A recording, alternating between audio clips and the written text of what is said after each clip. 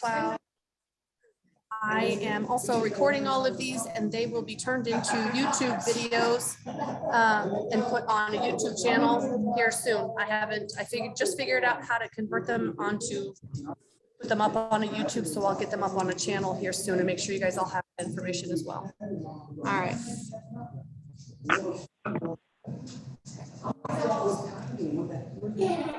Hey, Tamara, can you hear me? Yes, I can. Cool. This is Rob's new mentee. Hi, Trevor. How are you? Good. How are you? I'm good. I'm so glad you joined. Is your wife with you? No, she at the gym right now. She's probably coming back in the next half an hour. Awesome. And is the phone going to be that far? Is it going to be the same sound as of right now they're talking, or is it going to be more clear when you It guys will be go? more clear. You're not going to Okay. hear the people at the table as well. Right. I think you're trying to figure out how to do that, but for the most part, the majority of the information at the table is just going to be scripture being read, and Scott will be up here closer to the computer. He'll move the computer closer so you guys can see the calendar a little bit better.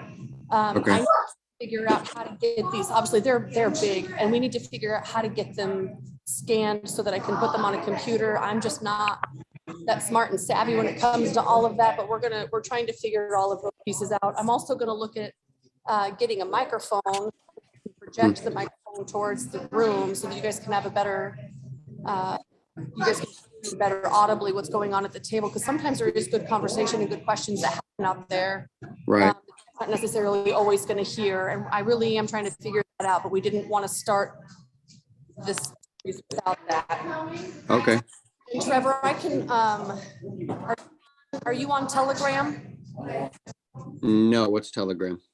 Telegram is just like a social media platform that's just a texting group. I'll send you. I've heard about it, but I never really looked into it. Okay. If you could text Robert your email, I'll send you last week's recording so that you can get caught up on that until, if you guys are able to. I know you guys were in the truck doing a lot of other stuff, but. Yeah. Okay. I'm going to text him right now. Okay. And then I'll send the other one to you. And then when we get them up on the YouTube channel, I'll make sure you get that too. Okay. Okay, cool. Thank you. Absolutely. I'm glad you're joining us today, brother. Yeah, me too. Oh, are those the babies? Yeah. All right, let me see if I can get you guys set up. My phone's going to start ringing here. If you guys want to scan those papers, the best thing to do would be to go to Office Depot or something like that. Yeah. Have them put it on PDF. Hey, hang on, Aaron. I'm sorry. Sure.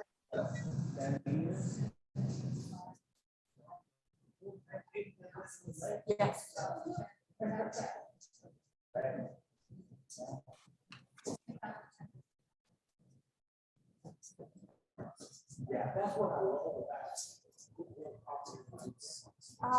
No, those ones are really, they're a lot harder to choose.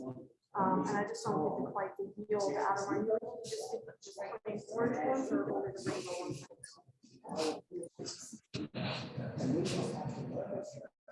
No, they'll end up, I mean, I go through. Let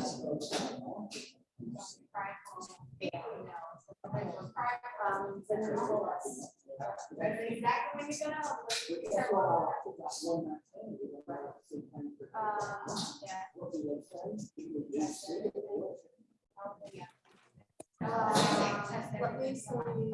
I'm not sure that's that.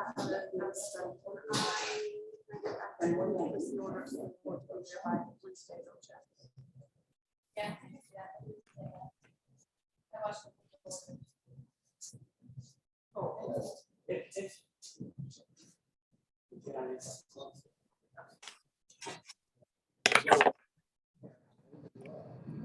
All right, how old are you there till today?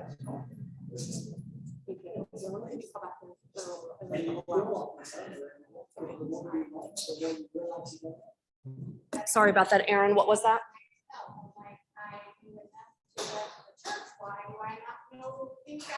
Sorry, I had to unmute here. Yeah, I was just saying the best thing to do if you want to scan those documents there, those big calendar papers, yeah, would be to go to like an Office Depot or something like that and have them scan it onto a USB dongle or a SD card, something like that. Awesome. I was hoping it was going to be that simple. That was going to be my phone call. So that's great. I'm glad that they can do that. Cool.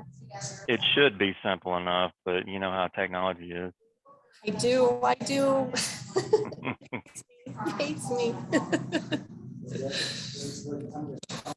Thank you, Aaron. I'll get that figured out so that I can get some of this other stuff out to you guys too. If not, we've talked about me just recreating it on 8.5 by 11s and doing it.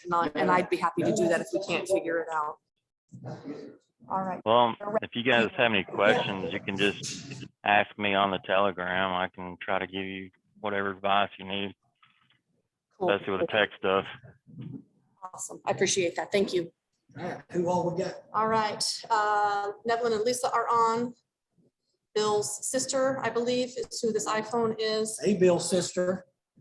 Trevor is Robert's mentee that we were just talking about him being on, and then Aaron Burke is here. Lori's on just so that we can help watch texting. And if you can watch there, Nevlin's posting questions in Telegram. So if you can stay on the chat in there, that would be really helpful. And I think we're set. Okay. Yes, and we're recording and ready. No, go stay in Zoom, just go to the chat screen. So the Bryant girl's not on. The Bryant girl's not on.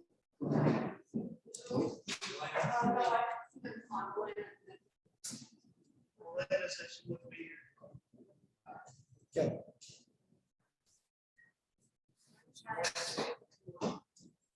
Okay. Hello, everybody. We've been having quite a cool discussion. On a sidebar, we're running just a little bit late, and I'm sorry about that. Don't forget to text in any questions, and we can try to answer them. What we're going to try to do is go over the highlights of the first month. It won't take any time. We're just going to highlight it. Then we're going to go to the second month on the calendar, and then we're going to read it or look at it, some of the highlights in the actual Hebrew, which Aaron Burke will be awesome at because he is super awesome at these Hebrew words. And guys, if you'll read it in the Hebrew, not in the English translation, but actually click on the Hebrew word, it's just unreal. You're going to see a whole different picture if you'll read Exodus 16 in the Hebrew, not the English translation of it, but click on the Hebrew word. So the second month is a picture of the manna week. The whole focus is on this. And then we're going to take it to John chapter 6, where Yahuwah is explaining he is the manna. And you're going to see that we need to live by daily bread, not trying to hold it over in the future or something. Look every day to the daily bread. It should take you to an understanding of Psalms 1 through 3, where you seek the word every single day. And if you think that you can get it for several days in advance, you can't. Seek, it's not that the word won't help you in the future, but you build on everything every single day. And we're commanded to do that every day, right? And you're commanded to write the scripture, which a shout out for my daughter. She finished the Moab Covenant. It's like a book. It's like a book. It's so awesome. So I'm like super proud of her to get that Moab Covenant written. It's really tough. So let's do the highlight really quick. Remember, the first month is Kala. It's a picture of the lamb. Okay. The stars in Kala, the lamb, is the bound, the bruised or wounded, and the head sheep is slain. That is exactly what was created on day 4 in the tabernacle, the thing that covers and hides, right? But he's showing the picture of what the Messiah is going to do in the future.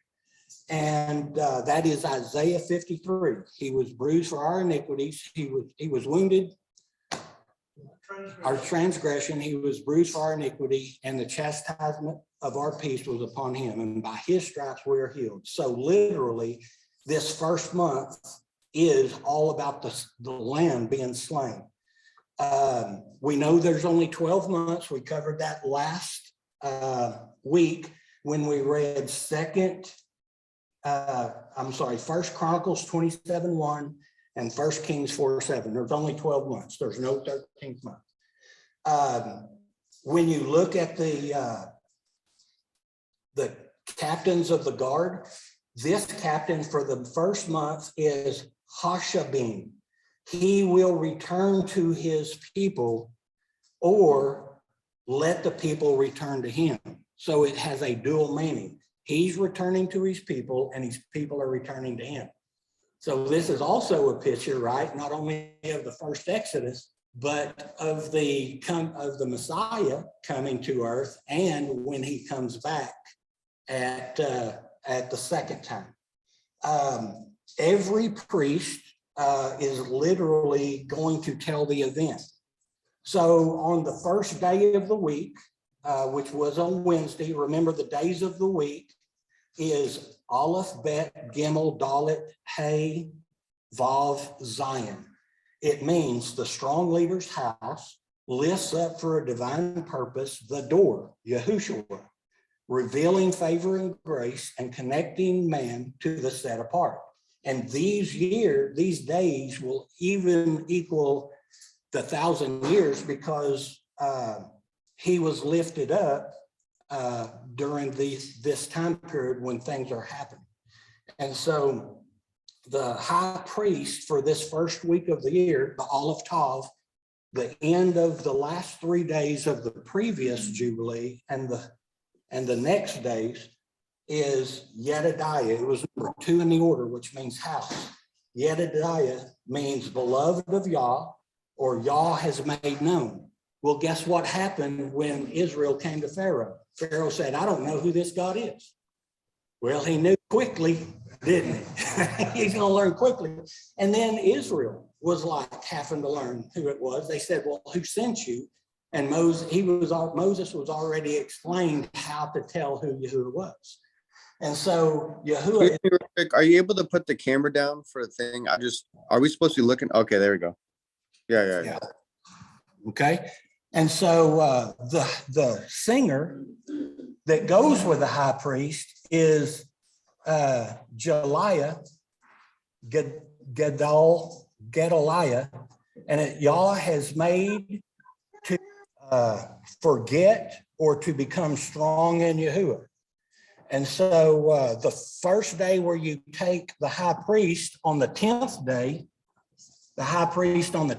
which means connecting man to the responsibility of the law of taking the lamb and keeping it until the 14th, which means salvation.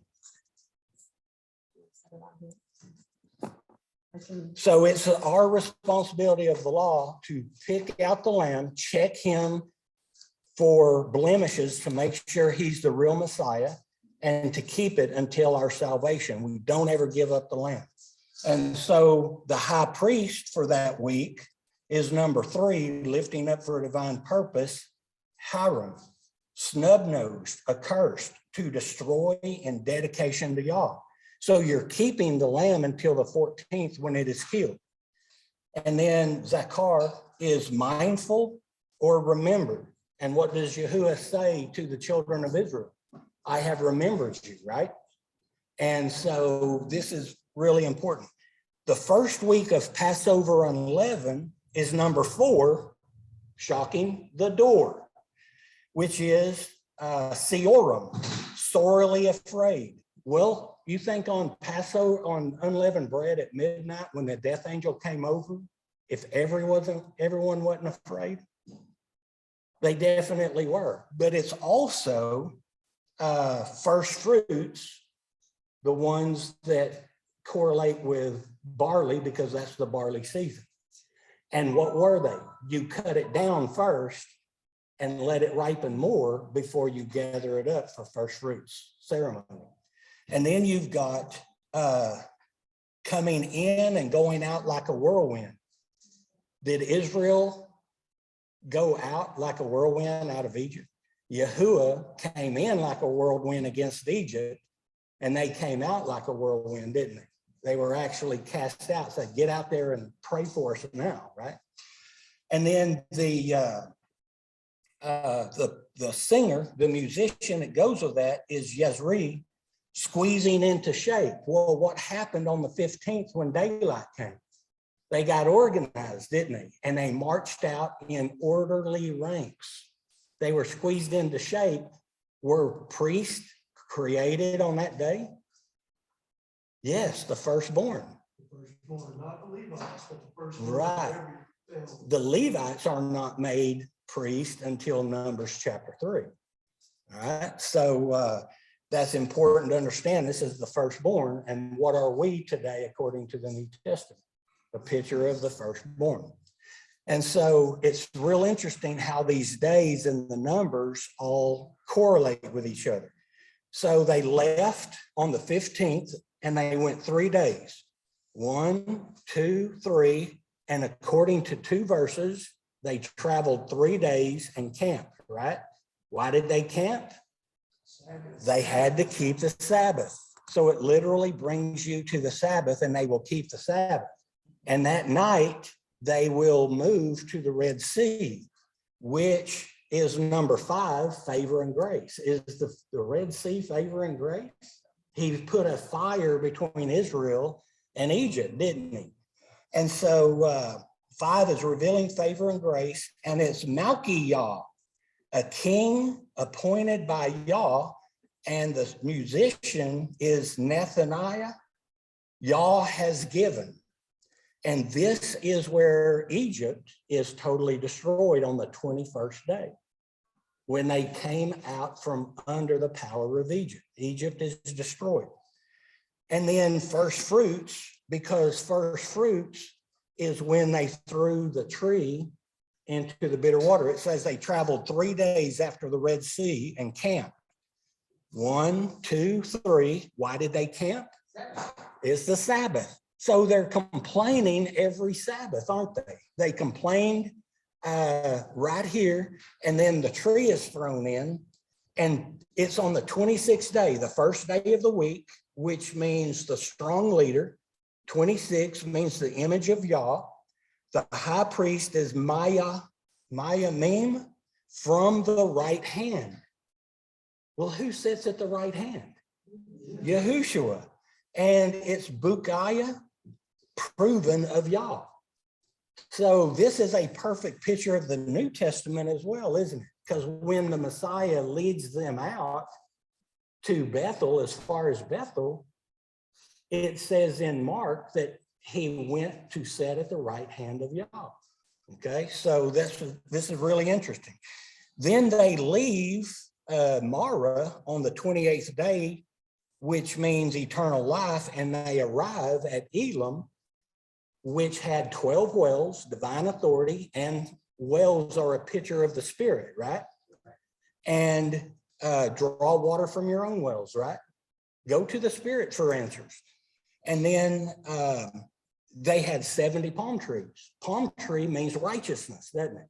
Everything about the palm tree has symbolic meanings. The palm tree is going to be on all of the buildings in the millennial kingdom, right? And 70 means restoration of Israel. Okay, so that's the first month. Do you see how the constellations connect everything? We talked about how the deacon constellations and the deacon planets all relate to this. The days of the week, the days of the month, and the high priest are all telling the story of the events that take place, right? And so this is what's going to bring us to the second month. So this is what we're going to cover today, the second month. The second month in Hebrew is, it's called Shur, S-H-U-R, and it means a bull or a wall to be raised. And this in the pagan beliefs is going to be Taurus, right? The strong bull, the strong leader. And the deacon constellations is really cool because one horn is striking the Messiah's heel, and the other horn, and then there's the foot, that's crushing the head of the serpent that's reaching for the crown. Okay, and in between is a river, right? The celestial river. And so you're going to have the deacon planet is Venus, which in Hebrew is Noga. It means the shining splendor. The deacon constellation is the son of El. He journeys with the bride. In Greek, that's Perseus, right? Perseus goes and collects the bride. We've already talked about that last week. Zeus, who is the son born of a woman. Right, right. And that's for 10 days, the responsibility of the law. This is going to happen. And then the next 10 days is Lavanah, which means moon in Hebrew, and it means the white one. What does white mean? Righteous, right? The righteous one, and it's the moon. Remember, we talked about this last week. The Messiah is the moon to the Father, which is the Son. He reflects the Father. In this earth, we are the moon to the Messiah. We are supposed to reflect the Messiah. And in our physical homes, the wife is the moon to the husband, right? And the children are the stars. And you see this very picture in the story of Joseph telling his dream, right? The sun and the moon was Joseph and Jacob and his wife, and the stars were the children of Israel. Okay. And so this is the constellations, the 12 constellations that go around. And so this is a picture of the deacon is the celestial river that brings life. And in Greek, it's Eridonis, I'm sorry, that flows from the feet of the hunter. Well, who's the hunter in Hebrew? Orion. Orion is the picture of the Messiah that's always seen, isn't it? And his arrow points different directions all the time with each season, doesn't it? So it's kind of cool. And so the river of life flows from the Messiah. Well, we see that in the crucifixion, don't we? And there's also the second Passover there during this time, isn't there? The next one of the next 3 days or 10 days, responsibility of the law, is Shabbati, which is Saturn in Greek. It's the restful one. The deacon constellation is jealous against anyone who comes against his son's bride. Anyone who comes against his son's bride, he's not happy with, right? And anyone who is the bride is those who accept the Messiah's cup at the table, right? We talk about that every Sabbath when we begin our Sabbath. So here is the events. We know as we read through this, we're going to take the time to read through this, but as you go through this, they're literally going to leave Elam. What was Elam? Y'all remember? Where the wells were. Right.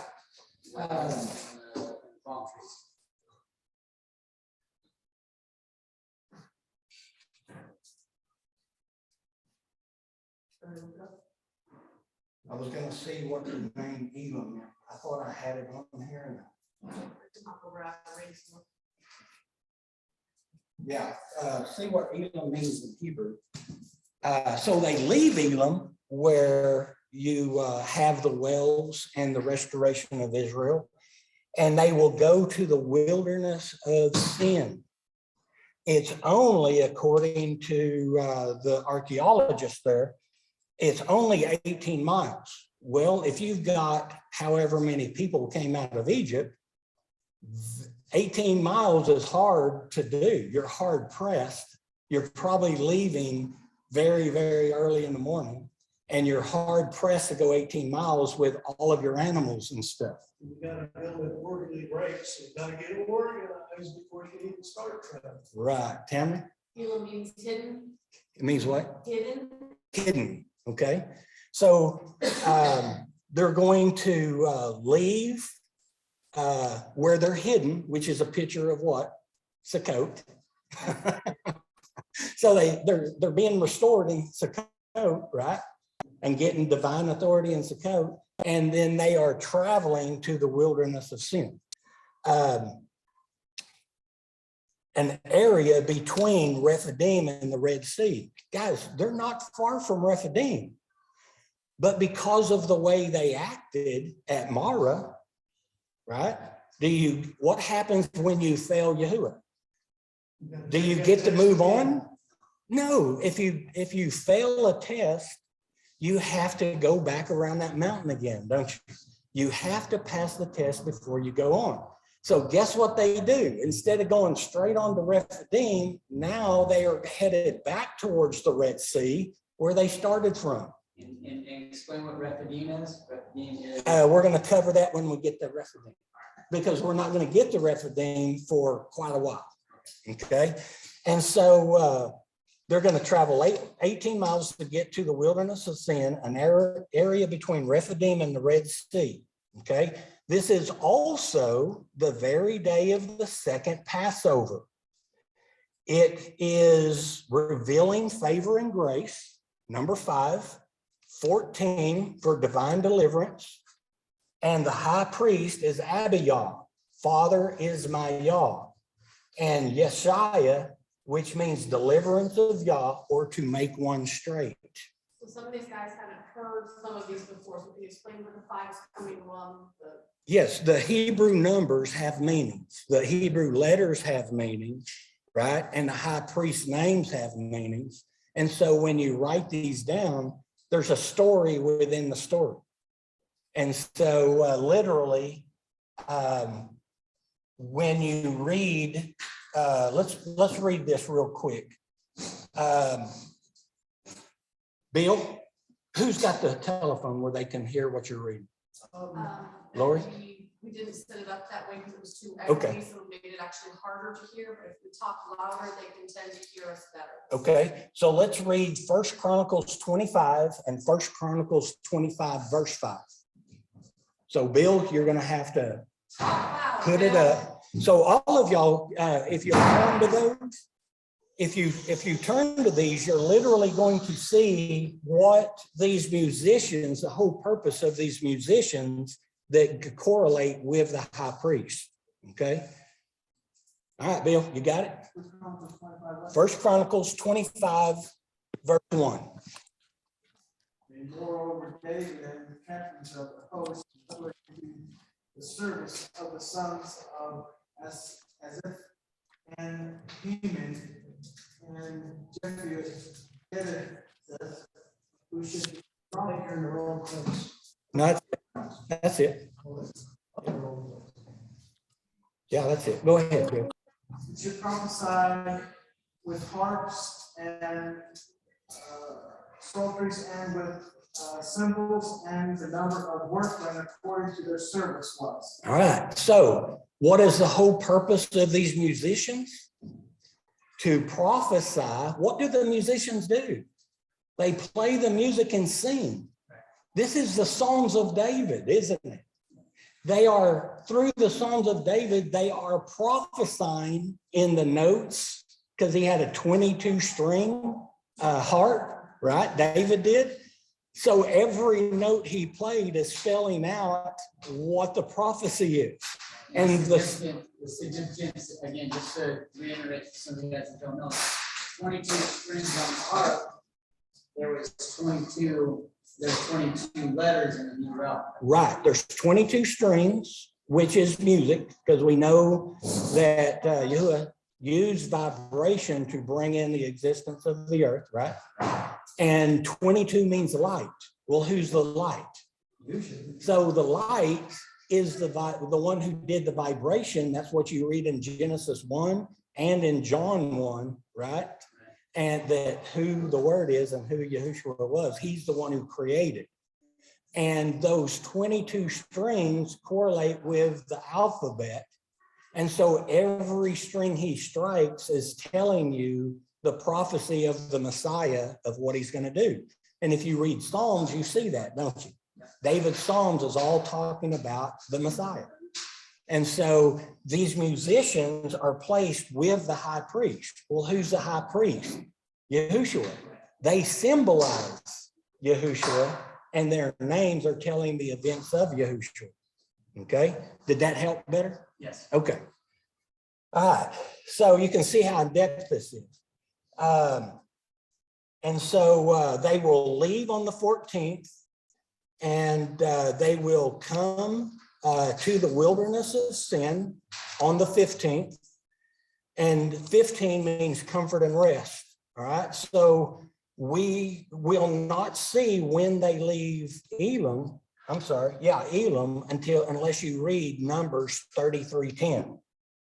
And Numbers 9:9-14 is talking about the second Passover.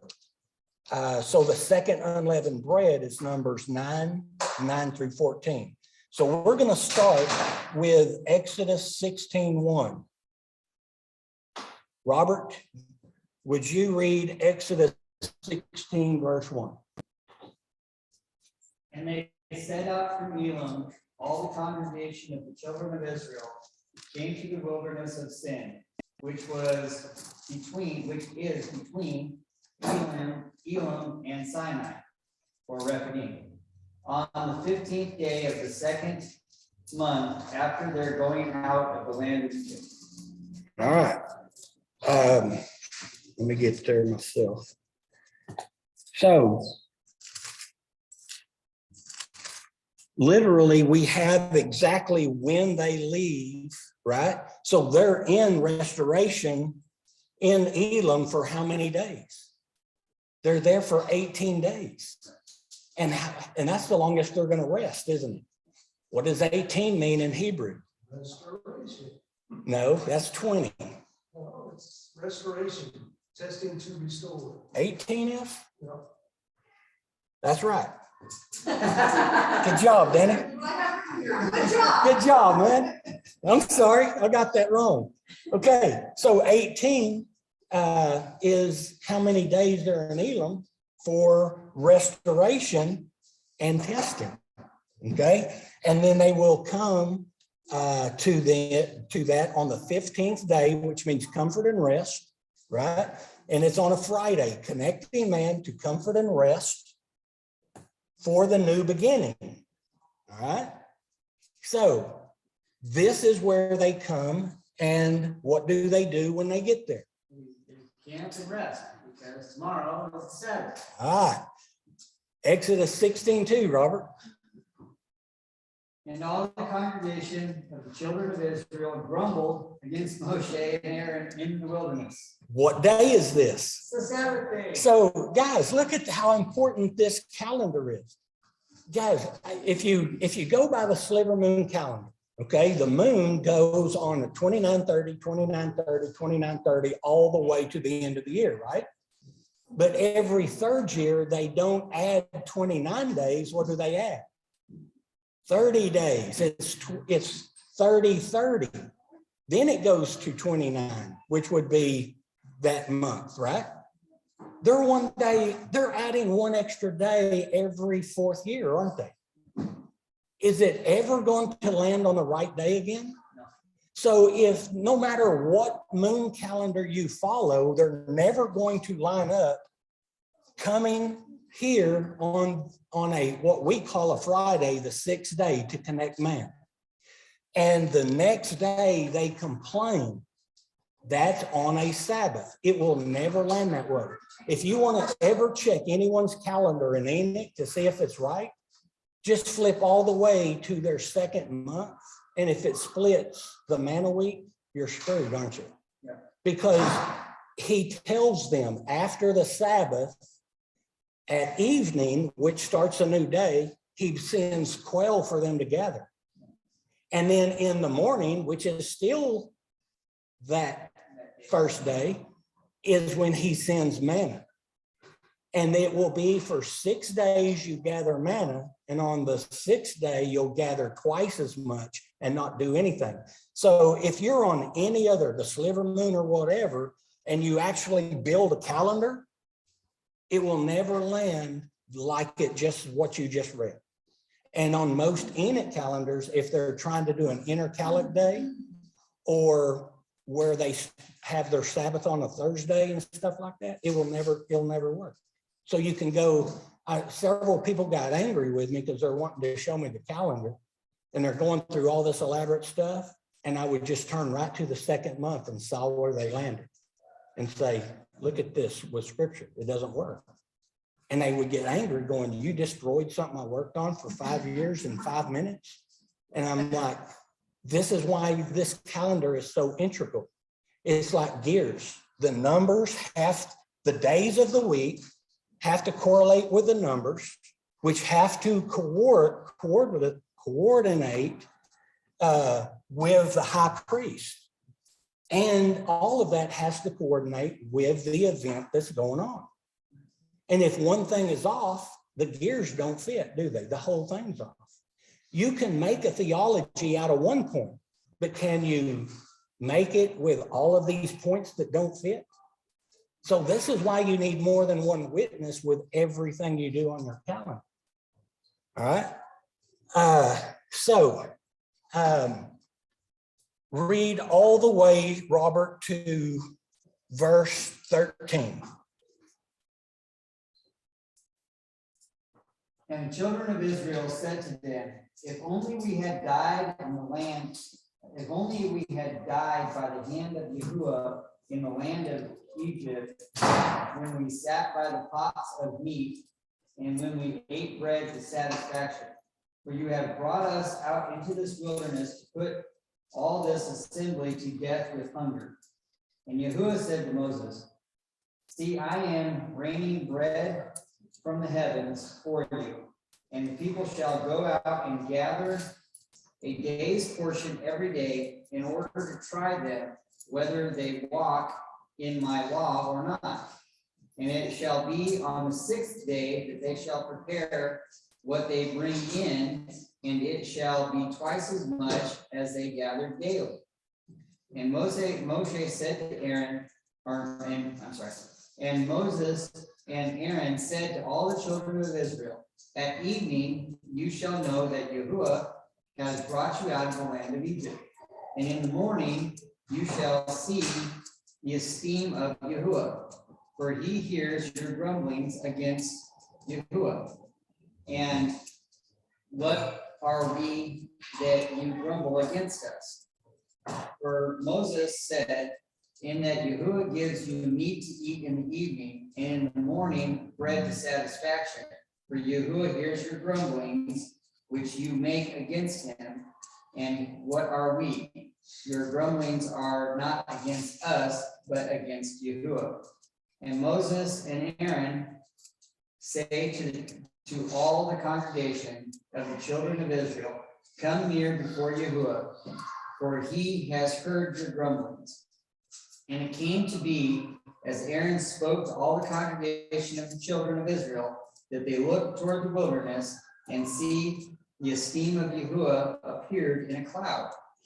And Yahuwah spoke to Moses, saying, I have heard the grumblings of the children of Israel. Speak to them, saying, between the evenings you are to eat meat, and in the morning you are to be satisfied with bread. And you shall know that I am Yahuwah your Elohim. And it came to be that quails came up at evening and covered the camp. And in the morning the dew lay on the ground, and the dew lay all around the camp. All right. So as you see this, they're complaining on the Sabbath, which is the 16th. It's supposed to mean love, right? So it's the 7th to cut and separate, love, and Abiyah, father, is Yah, and Josiah, the deliverance of Yah, to make straight. And he's testing them. This is what is important. When he said, if you'll obey my law, that word law is Torah. Is Torah covenant law? Yes. No. Torah is instruction. Mitzvot is covenant law. Okay. There's different Hebrew words for these. So Torah is he gives you instruction, and for example, teaching you about someone who's evil and what happens to them is a teaching, right? It's an instruction to guide you. But is that a covenant law? No, it's just a teaching, right? It's instruction of how to live. This right here is an instruction because it's temporary. The test is only going to last 7 days, but his providence of manna is going to last how long? 40 years. And if you go to Joshua, it tells you that manna ends when they enter the land after the Sabbath, unleavened bread, and parched grain. What's another name for parched grain? First fruits. They can eat of the old grain, right? But you can't make it into bread. And so that is at the first fruits when you can now eat the bread of the land, risen bread, right? That's when you can eat risen bread at first fruits, 5 days after Passover, not during Passover. Lori? Right. Is that not what I said? Oh, I'm sorry. After, yeah, at 5 days after unleavened bread. Because they went 3 days, right? And then they grumbled. And then on the 5th day, he showed them the tree and they threw it into the water. The tree is the Messiah, the water is the nation. And the bitter becomes sweet. Okay. All right. So we count 7 days of the test. All right. So let's make sure we understand this. Robert, reread Exodus 16:4. And Yahuwah said to Moses, see, I am raining bread from the heavens for you. And the people shall go out and gather a day's portion every day in order to try this, whether they walk in my Torah or not. Very good. So it's 6 days.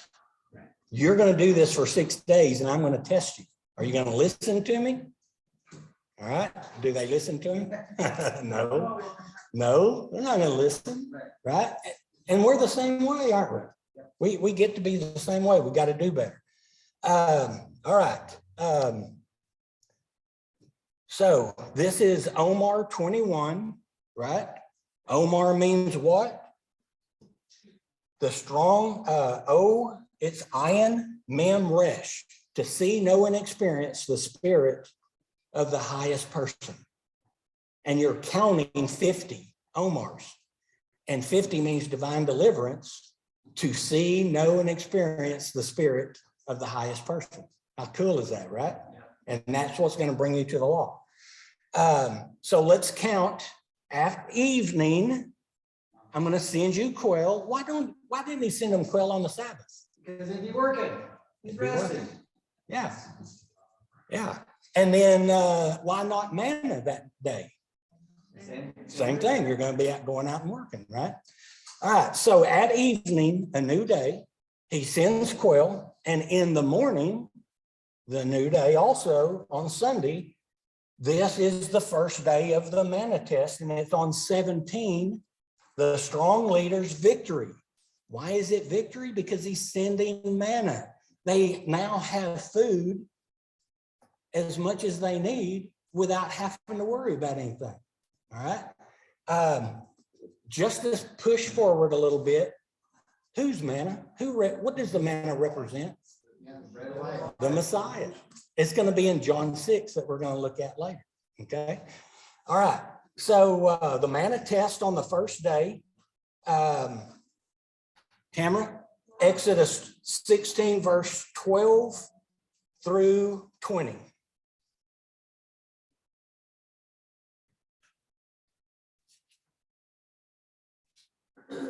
I have heard the grumblings of the children of Israel. Speak to them, saying, between the evenings you are to eat meat, and in the morning you are to be satisfied with bread. And you shall know that I am Yahuwah, your Elohim. And it came to be that quails came up at evening and covered the camp, and in the morning the dew lay all around the camp. And the layer of dew went up, and see, on the surface of the wilderness was a small round substance, as fine as frost on the ground. And the children of Israel saw, and they said to each other, what is it? For they did not know what it was. And Moshe said to them, it is the bread which Yahuwah has given you. This is the word which Yahuwah has commanded. Let every man gather it according to each one's need, an omer for each being, according to the number of beings. Let every man take for those who are in his tent.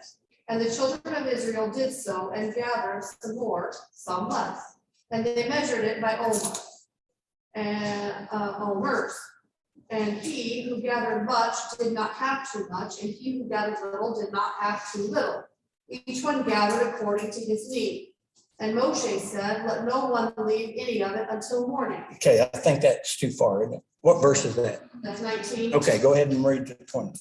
And they did not listen to Moshe, so some of them left part of it until morning, and it bred worms and stank.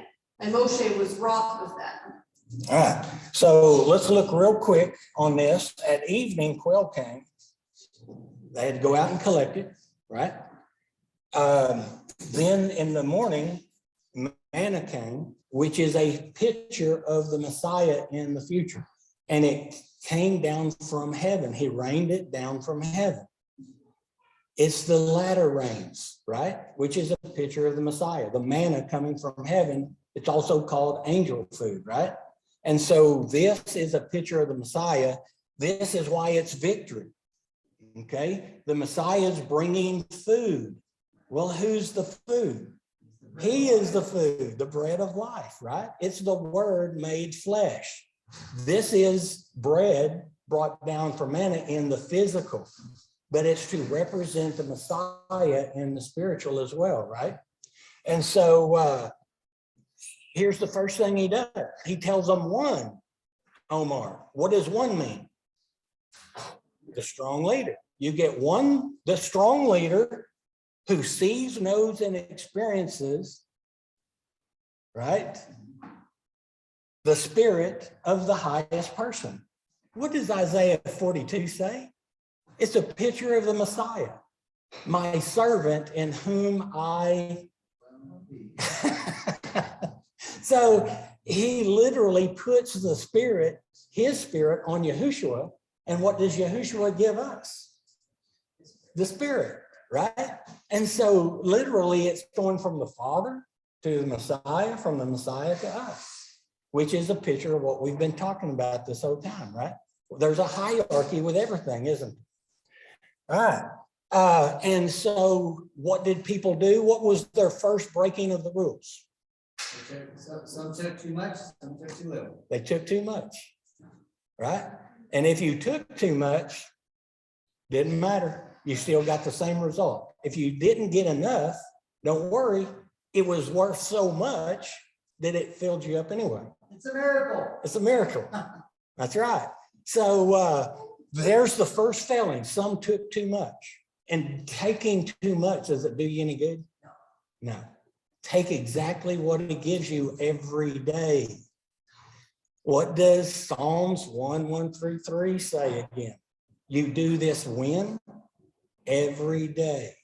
When was the Messiah symbolically the lamb? In the morning, on the 9th hour, 8 to 9, and the 3rd hour, I'm sorry, lifting up for a divine purpose, and the 9th hour, lifted very high. Psalms 1:1-3. You're to do this every day. Are we commanded every day over and over to read the Bible? Just take what food you get that day. Don't try to go ahead. Take what you got and it will fill you. And every day you gain more, right? Don't take too much. And even if you take a little, if you read just part of the scripture in the morning, are you still going to be full? Is it still going to add to you? So you're strengthened no matter what, aren't you? Okay. All right. The second test. This is the 18th, testing to restore. Let's go back to verse 20, Holly, and read 20.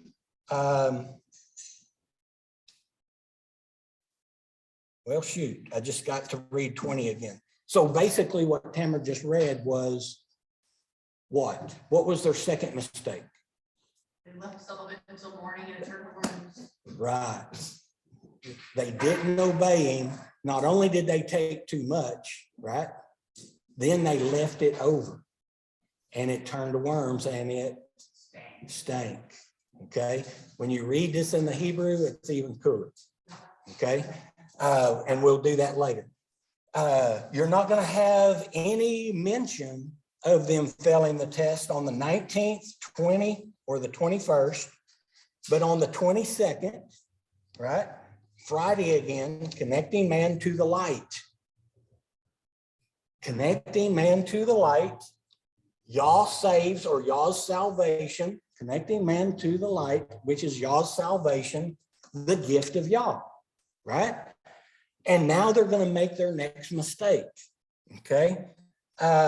So let's read Holly, Exodus 16, 22 through 29.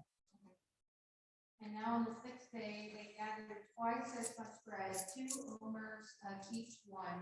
When all the leaders of the congregation came and told Moses, then he said to them, this is what Yahuwah meant. Tomorrow is the Sabbath observance, a holy Sabbath to Yahuwah. Bake what you will bake, boil what you will boil, and all that is left over put aside and keep until morning. So they put it aside until morning, as Moses had ordered, and it did not become foul, nor was there any worm in it.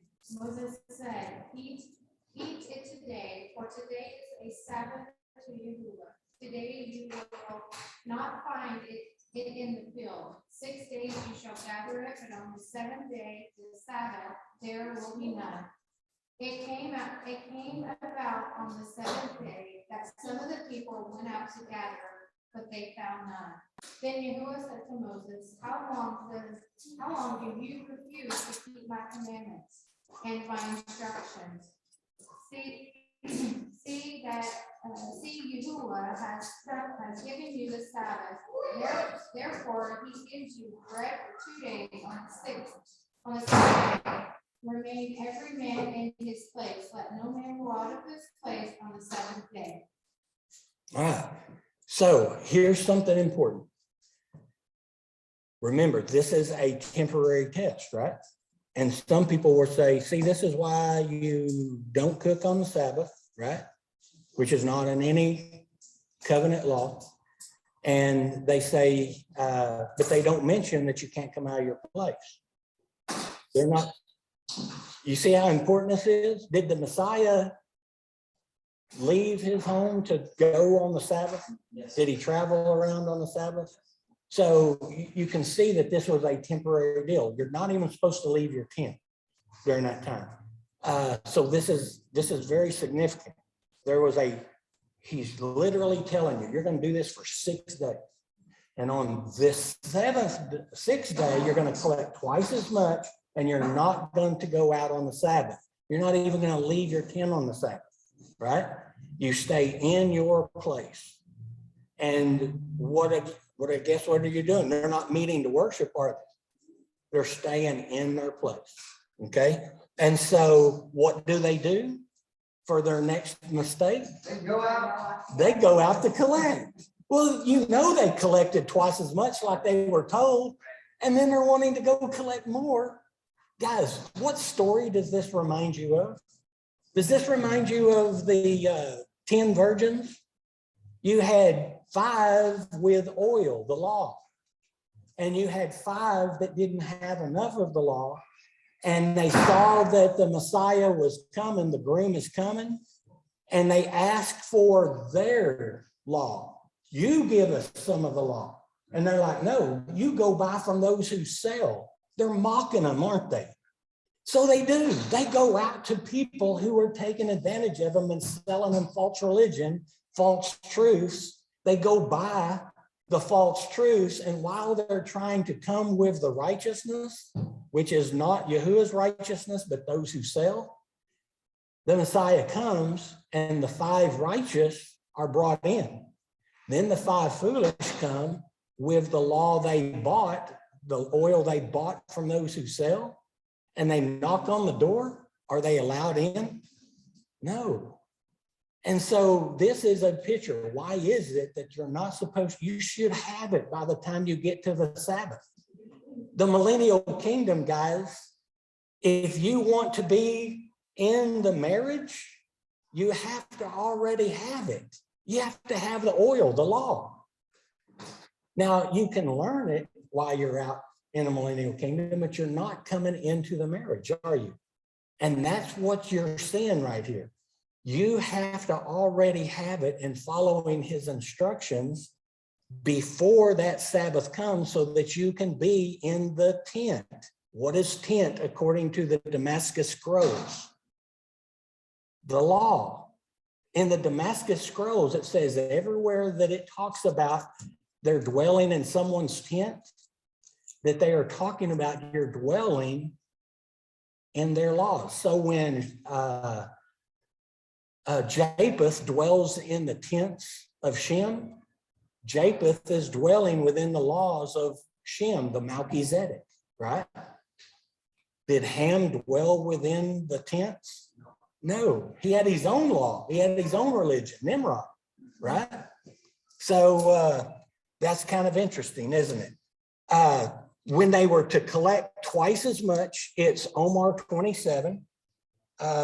Again, it means to see, know, and experience the spirit of the highest person, and 27 means the inward spirit. So the 28th, when the final test is over, is 28 means eternal life. So if you did what you're supposed to do, you're in eternal life, aren't you? Which is a symbol of the millennial kingdom. So this is a picture, isn't it? Okay, a teaching of the Messiah. Okay, the next thing is we have to go to Numbers 33, 11 through 12, Angel.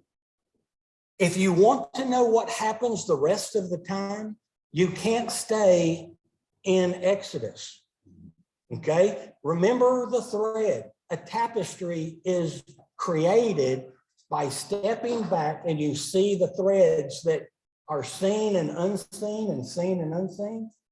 Numbers is going to tell you the rest of the story, but they don't tell it to you in Exodus. You can't just go by one, can you? You have to look for the string that goes and follow the string, okay? So to understand what happens next, you have to go to Numbers, chapter 33, 11 through 12. Go ahead, Angel.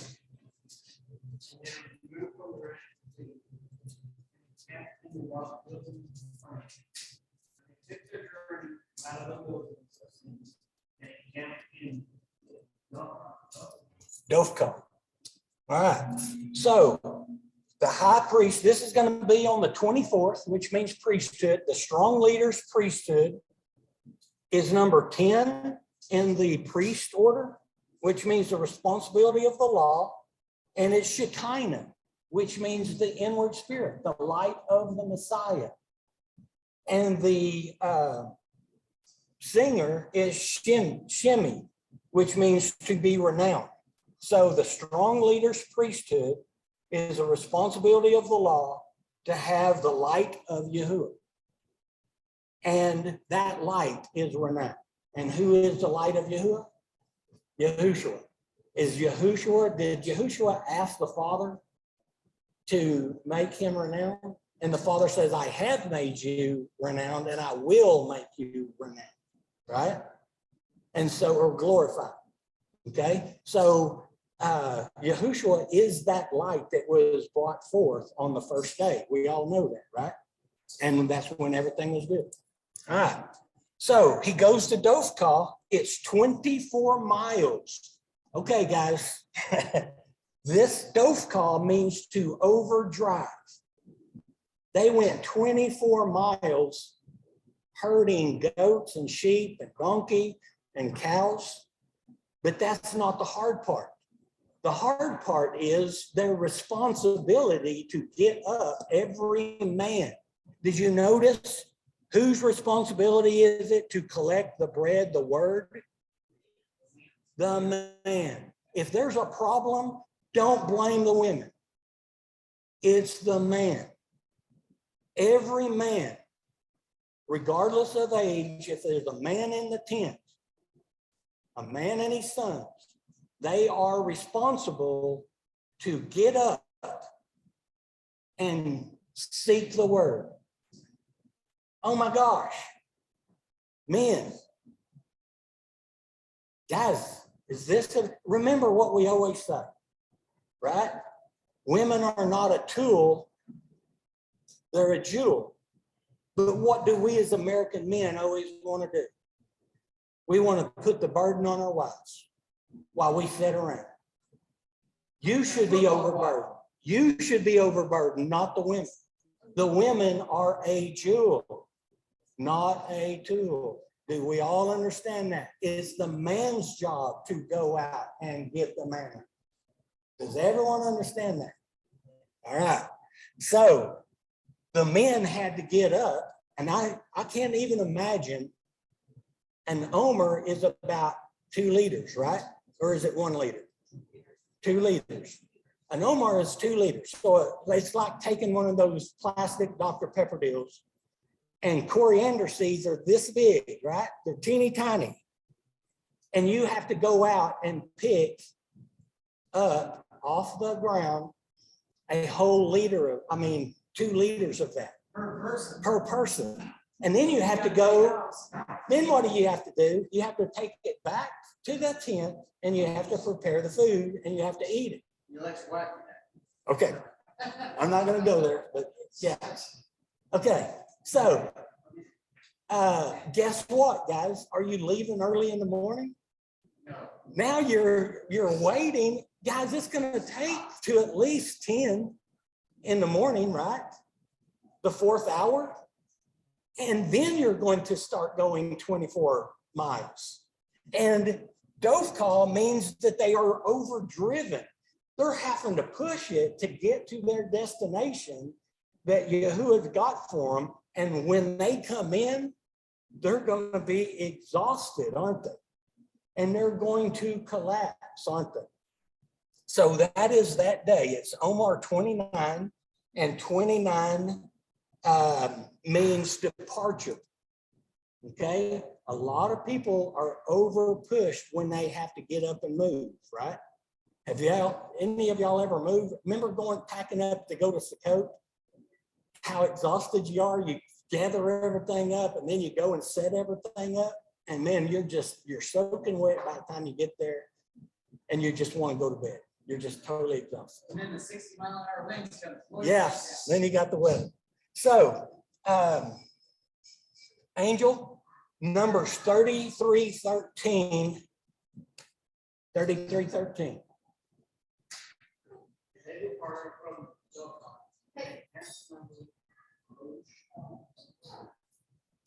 All right. So 25 is on the second day of the week. It means the house. 25 means repentance. The house is repentance, and it's still under the responsibility of the law, and they leave dovecall being overdriven, and they camp in a loosh, which means overcrowding. The terrain on this, when you look at the satellite, they are coming into narrow terrains, and all of the cattle are being pushed together. And now every man is trying to keep someone else's animals out of the other person's herd, and they're fighting and they're griping, and they're so close to each other, right? And they're going through this where they're being overcrowded. And then when they do get to a place where they can spread back out, now you've got to resort your animals, don't you? And so you're in constant stress the whole time when you're coming through there. So you're going to be exhausted on that one as well. So when they're being pushed close together, what does it do? It stretches them out further, aren't they? So some people are having to sit around fighting each other's turns, waiting for their turn to start walking. All right, now guess what this is doing? We're learning how to deal with each other, aren't we? Guys, when we go to Sukkot, what is the deal? We're always having to learn how to deal with other people's families, other people's dramas, right? We also have to learn to help each other and to be patient with each other, right? And so even though we're fighting and we're being pushed together, what are we doing? We're actually growing together. Man, guys, when you first get married, you guys all have perfect marriages now. Y'all probably don't even fight. But when you're first married and you're learning each other, It was perfect, always. isn't it just like, yeah, isn't it just like hitting heads with each other, right? So this is what we do when we're in Sukkot. We're learning to be patient with each other and learning to love each other. We're learning to help each other and to separate what's right and wrong, right? Okay. All right. Angel, verse 14.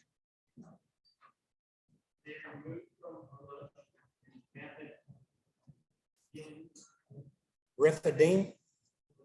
All right. So they leave where they were overcrowded. This is the third day in a row too, isn't it? And they camp at Rephidim, which means to support or give rest. They finally come out of the ravine and they're opened up in an open place, and there's supposed to be a river flowing, and they get there and the riverbed is dry. There's no water again, right? But this is a place of comfort and rest because there's supposed to be water. All right. Now there's going to be big significance for this. Because there's no water, what do people do? They complain again. Okay. So let's go back to Exodus, Zach, 17, verse 7. I'm sorry. Go to Exodus 17, 1 through 5. My bad. Exodus 17, 1 through 5.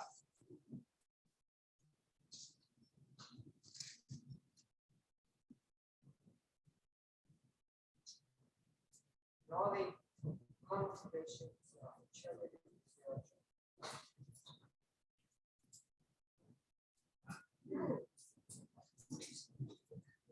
And all of the congregations of the children of Israel journeyed from the wilderness of Sin after their journey, according to the commandments of God, and pitched in Bethlehem. There was no water for the people to drink. Wherefore the people did cheat with Moses and said, "Give us water that we may drink." And Moses said unto them, "What shall you drink? Wherefore ye tempt y'all?" And the people thirst there for water, and the people more hard against Moses, said, "Wherefore is this thou hast brought us up out of Egypt, kill us and our children and our cattle?" Moses cried unto Yahweh, saying, "What shall I do unto the people? They be almost ready to stone me." God said unto Moses, Go on before the people and take with thee the elders of Israel. Thank God, wherewith thou smotest the little tape behind thou. All right. So they come to a place that's supposed to have water, and there's no water. So they complain so bad. Moses is in fear of his life, aren't they? And they're saying, why did we even leave Egypt? Well, guys, do we ever forget how bad it was and think, oh, those were the good old days? Only every day. Those were, I know. I was talking to my grandmother about the good old days, and she goes, "Man, those weren't good old days. I worked my butt off, and we about froze at night in the winter, And we burned up in the summer because there's no air conditioning, and you had to do all of this stuff to the food to preserve it, like stick it in pig fat and salt it so bad that it tainted the food when you did cook it. She goes, we didn't have refrigerators and stuff. We had to bury it and do all this. She goes, those were not good days. She goes, these are the good days. And everyone's looking back going, oh, those were the good days. They weren't the good days. All right. We're really lucky.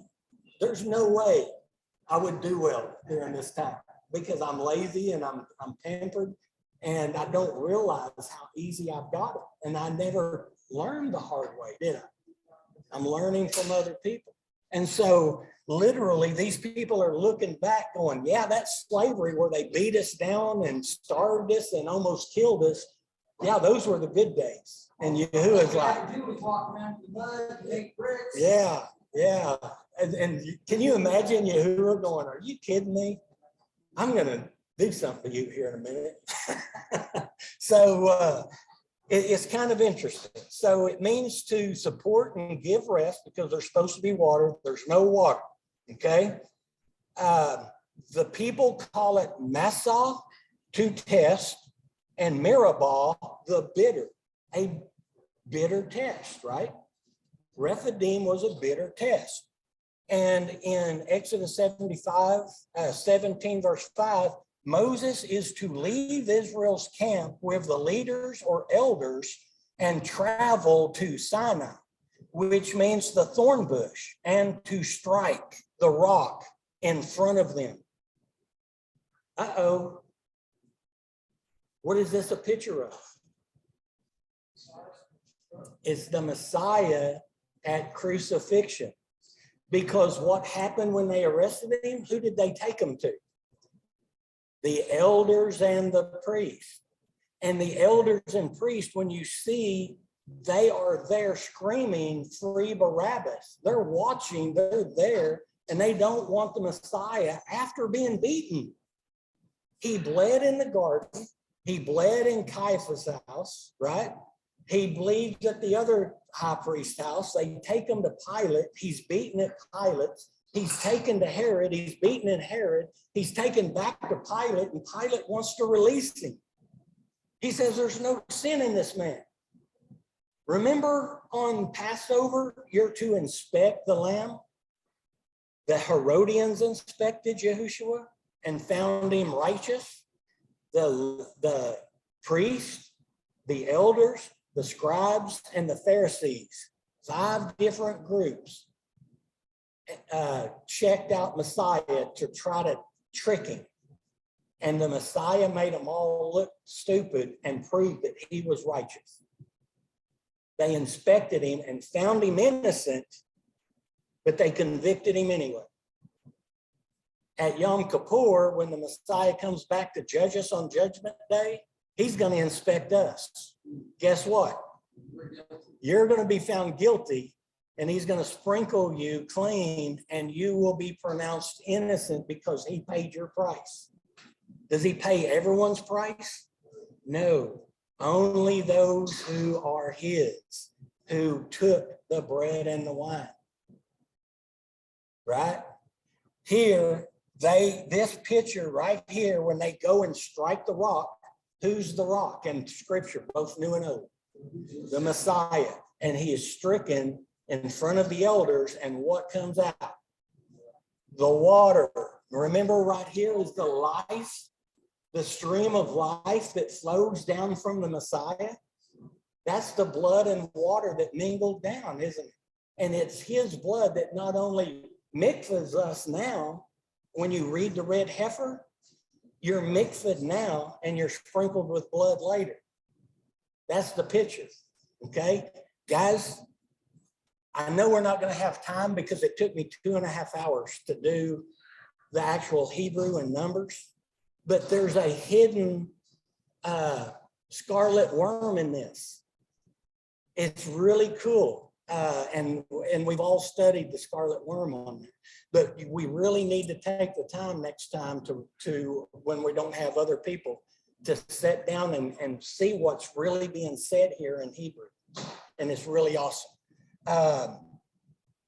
And then Moses comes back.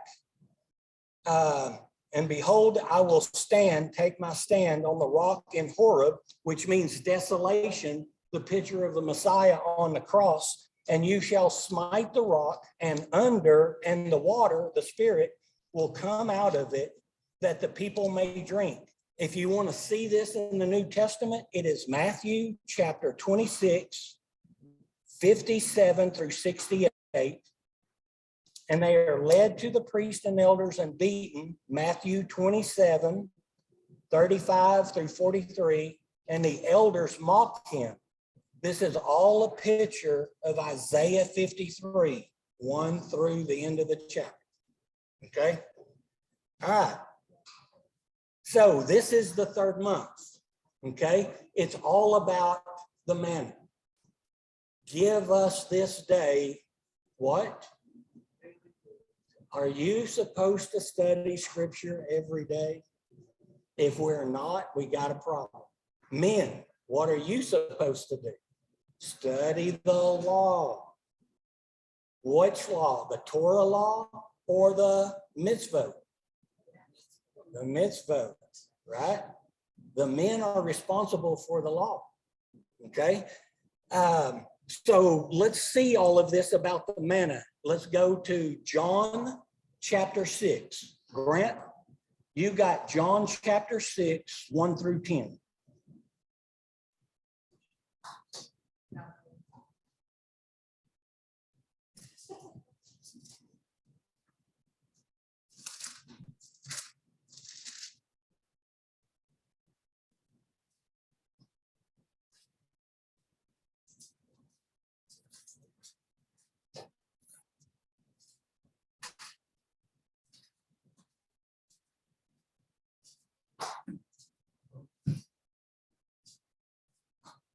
And remember, guys, this is just one of the Passovers. It's not the last Passover, right? Okay. All right, Grant. 1 through 10. After all these things, Yeshua went away to the other side of the Sea of Galilee. A great multitude was following him, as they were seeing the signs which he was performing on those who were sick. Yeshua went up to the mountain, and he sat with his disciples. Now the Passover, the feast, was at hand. Yeshua therefore, lifting up his eyes, and seeing that a great multitude was coming to him, said, "Look, where are we to buy bread that he may eat?" This he was saying to test him, for he himself knew that what he was intending to do. Philip answered him, saying, 200 denarii worth of bread is not sufficient for everyone to receive a little. One of his disciples, Andrew, son of Peter's brother, said to him, "There's a lad here who has 5 barley loaves and 2 fish. What are these for so many people?" He said, "Have the people sit down." There was much grass in the place, so men sat down after about 5,000. Okay, yeah. Okay, so literally right here, he's talking to his disciples. He's seeing the people gather. Guys, it's getting close to Passover. What are they doing coming out into the wilderness? Because they saw how great the Messiah was. They knew that he could heal them. Are they coming for spiritual healing or physical healing? Mostly physical healing, right? And so Yahushua, to test these disciples, because he already knew what he was going to do, right? That's what it says. And so he's testing them, and he asked, "Where shall we buy bread that these may eat?" And they're sitting here going, there's no way. There's no way you can do this, right? Think about this. Yahuwah gives food, manna, every single day. Let's say that the actual translation is 600,000 men on foot. Then that means you got 600,000 women, and then you got 4 kids per family. So you're sitting around anywhere from 4 to 6 million people, right? And Yahuwah's feeding them all. That's a lot of food, right? And then this is only 5,000. And the apostles are sitting here scratching their head going, there ain't no way we can feed these people. All right, all of this money wouldn't even take care of it. And so 200 denarii, 1 denarii is a day's labor, wasn't it? Okay, 200 days worth of salary wouldn't even feed them, right? And so even if you had 200 denarii, it would only feed them a little and it wouldn't sustain them. And so one person said, there's a lad here with 5 barley loaves. Oh, well, that's going to do a lot of good, right? Well, we got 5 loaves here. This kid's got some barley loaves. It's still risen bread, but it's first fruits, isn't it? It's the barley. Remember, you cut the barley and you let it lie to ripen faster, and then you bring the barley at first fruits, but you're going to cut it usually either during unleavened bread or before, so that it will ripen. Okay, so it's cut first. Don't we have to be cut down first before we can actually live and grow? And so you've got 5 barley loaves and 2 small fish. Okay, so 5 and 2, what do those numbers signify? Revealing favor and grace to the house. Okay, you've got bread and fish, right? What is the significance of fish here? Okay, bread we know is the Messiah, right? It's the word, right? Fish, guys, is symbolic because when you are a hunter, you target something and go after it. You don't want to be left over in the end time for the hunter because they're going to come after you and persecute you. But when you fish back in those days, you threw a net or you throw the bait out and you take whatever comes, whosoever will. The apostles are fishermen of men. So what are men? Fish. And it was whoever takes the word. Some of the smartest people are the Pharisees. Did they grab hold of the word? No, they're going to have the hunters come after them and they're going to be persecuted. That's called tribulation. But this is a picture of a lad who has favor and grace according to the word, and the house who are the fish who bite and grab hold of that word, right? And so then they're going to set down, there was grass in the place. Remember when we talked about green, right? Grass is green. Grass was created on which day of the week? 3, lifting up for a divine purpose, right? And grass is green, which is Shema. And Shema is a combination of blue, which is judgment with reward, and gold, a divine nature. And so this is a picture of those who go through judgment and get rewarded and have a divine nature of the Messiah. And that is green, those who Shema. Okay, it's the meaning of colors in that Hebrew. So they're sitting down in the grass, those who are ready to Shema, to hear and obey. Shema, hear and obey. Guys, is it hear and obey anything? No. The law. When Shema is given, it's in Deuteronomy 6:4, right? Shema. Hear and obey the commandments, not necessarily the Torah, but the mitzvahs, right? And they set down in the number of 5,000. What does 5 mean? Revealing favor and grace. What does 1,000 mean?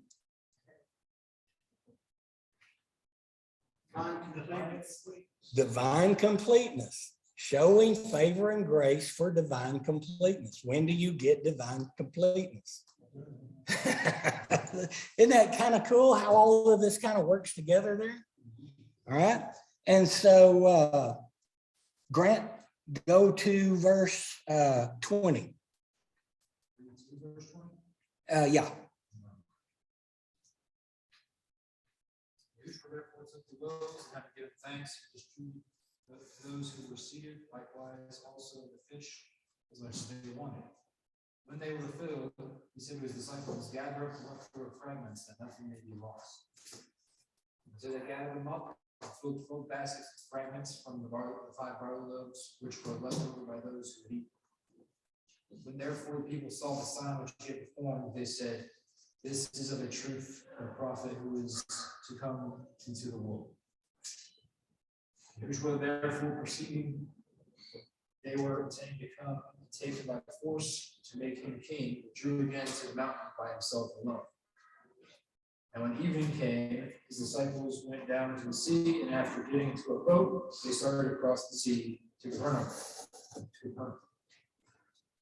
And it had already become dark. Yahushua had not yet come to them. The sea began to be stirred up because a strong wind was blowing. When therefore they had rowed about 3 or 4 miles, they beheld Yahushua walking on the sea and drawing near to the boat, and they were frightened. But he said to them, it is I, do not be afraid. Okay.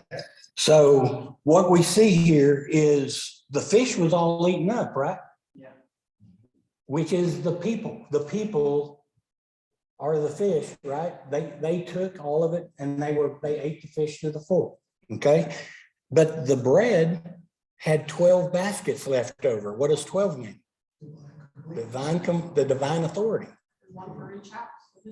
There you go. Good job. Good job. It's one for each house. All right. Everyone not only had the bread, but they took up a remnant. Who's the remnant? The houses of Israel, right? That are scattered. All right. And so they had all this left over, and the people, do they see this miracle? And they understand this miracle, don't they?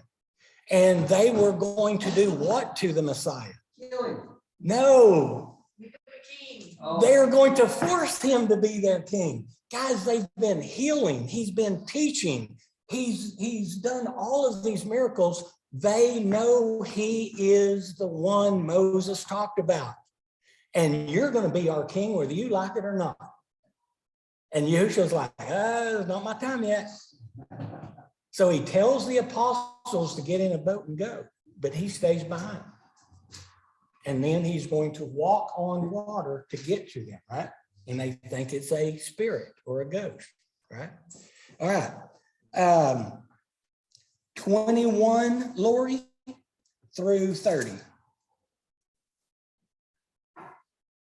They were willing, therefore, to receive him into the boat, and immediately the boat was at the land to which they were going. The next day, the multitude that stood on the other side of the sea saw that there was no other small boat there except one, and that Yahushua had not entered with his disciples into the boat, but that his disciples had gone away alone. There came other small boats from Tiberias near to the place where they ate the bread after Yahushua had given thanks. When the multitude therefore saw that Yahushua was not there, nor his disciples, they themselves got into a small boat and came to Capernaum seeking Yahushua. All right. Good job. Go ahead. Keep going. I thought that's cool. And when they found him on the other side of the sea, they said to him, Rabbi, when did you get here? Yahushua answered them and said, truly, truly, I say to you, you seek me, not because you saw signs, but because you ate of the loaves and were filled. Do not work for the food which perishes, but for the food which endures to eternal life, which the Son of Man shall give to you. For on him the Father, even Elohim, has set his seal. They said therefore to him, what shall we do that we may work the works of Elohim? Yahushua answered and said to them, this is the work of Elohim, that you believe in him whom he has sent. They said therefore to him, what then do you do for a sign that we may see and believe you? What work do you perform? Oh my gosh, didn't he just perform the works? So guys, these guys, remember Capernaum is a pagan city, isn't it? He goes over to the pagan city. They're desperate to find him. Guys, this isn't his first miracle, is it? He's healing, he's teaching, he's doing all this. And then Yahushua says, you believe because you ate the bread, but don't look for the bread that perishes, the physical food, but the spiritual food. He's setting up that he is the manna, right? And now they're scratching their head who was going to force him to be their king. They totally knew he had power. And he says, what sign will you perform then, that we may see it and believe you? What the heck is that all about? How come we're like this? We're all like this, aren't we? We see the providence of Yahuwah in everything, but we always want more, don't we? We always want to put Yahuwah to the test. A lot of times we get angry with the way things are in life. And we don't realize sometimes the toughest things in life is to bring us somewhere else for the future, right? My whole life is that way. I'm like scratching my head going, wow, look at this disaster. And that brought me to here, and that brought me to here. And so, guys, this is part of our learning, to be patient and be like Joseph, who realized Yahuwah is putting him through this to create him for a specific thing. And that's what all of y'all are supposed to look at, not to be angry, but to be patient and wait on Yahuwah to perfect you where you're at, okay? Or where you're going to be. 31, Danny, through 41. Our fathers did eat manna in the desert, as it is written. He gave them bread from heaven to eat. And Yahushua said unto them, very, very, I say unto you, Moshe gave you not the bread from heaven, but my Father gave you the true bread from heaven. For the bread of Elohim is he which cometh down from heaven, and giveth light unto the world. Then said they unto him, Master, evermore give us this bread. And Yahushua said unto them, I am the bread of life.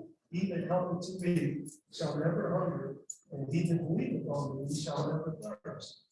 But I said unto you that ye also have seen me and believe not. All that the Father giveth me shall come to me, and him that cometh to me I will in no wise cast out. For I came down from heaven not to do my own will, but the will of him that sent me.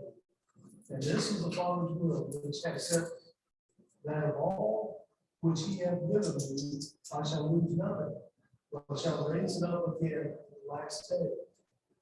And this is the will of him that hath sent me, that every one which seeth the Son and believeth on him may have everlasting life, and I raise him up, I will raise him up on the last day. All right. Okay, go ahead. One more. The Jews then murmured at him because he said, I am the bread which came down. Guys, they already knew. They wanted to make him king. See the confusion here? They knew he had power, but then they wanted another sign. And they realized what he was doing, because right there in 31, it's not Yahushua talking, it's the people.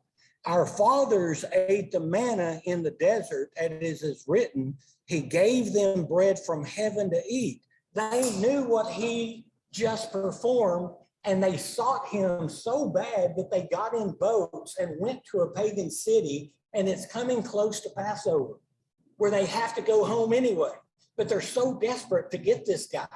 And they're like, you are our king. And all of a sudden they're reasoning and they're wanting signs. But he just gave them a sign. And then they said, oh, well, our father gave us bread to eat, our father's bread to eat from heaven. And Yahushua now is going to make them angry, so angry they complain. And he says, surely I say to you, Moses did not give you the bread from heaven, but my Father gives you the true bread from heaven. For the bread of Elohim is he who comes down from heaven and gives life to the world. Guys, did they want to hear that Yahushua came down from the Father, that he is the Elohim, the Yahuwah they saw and ate with in the wilderness? But they wanted him to be king, but they didn't understand that he was the son that they were always following. Kind of crazy, isn't it? Okay, kind of strange how we don't get this. All right. Remember when they tested Yahushua and they said, they asked him the question and he asked, well, who came first? And he goes back to King David's quote and said, and Yahuwah said to my Yahuwah, sit at my right hand until I make your enemies your footstool. And he goes, well, if I'm the son of man, then how was I already alive before David? If I'm the son of David, how was David referring to me before David existed?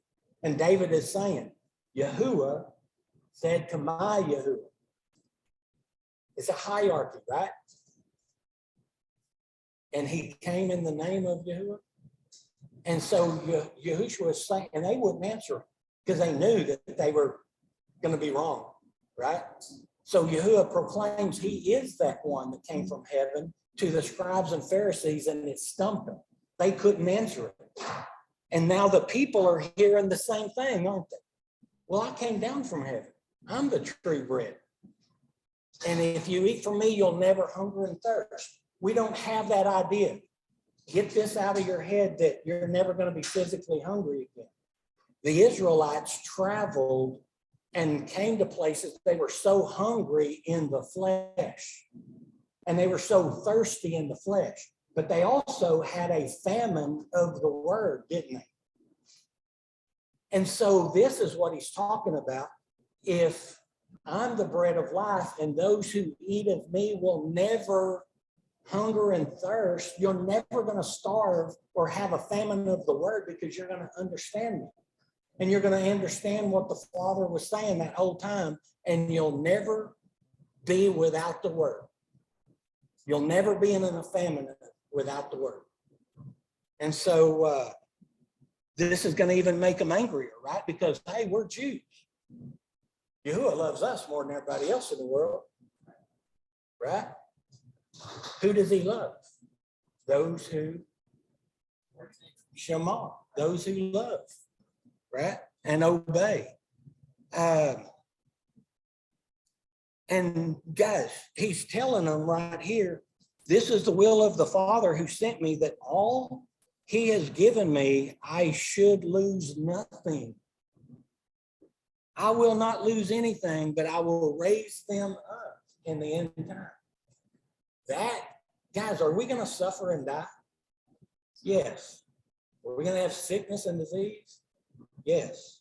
Are we going to have trials and tribulation? Yes. But he's not going to lose you. And he's going to raise you up in the end time. So have faith in this. And the Jews complained because he said, I am the bread which came from heaven. 42, Rebecca, Danny, did you read yet? Okay, Rebecca, 42 through 52.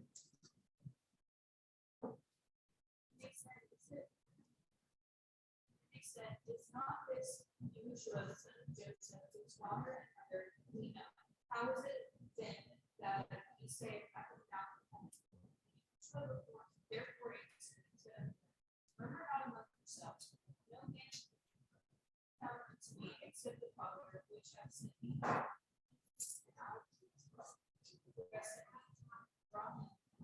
Raise him up at the last day, and who's written in the prophets, and they shall be all taught every knee therefore that have heard. Not that any man hath seen the Father, save he which is of he hath seen the Father. Verily, verily, I say to you, he that believeth on me hath everlasting life.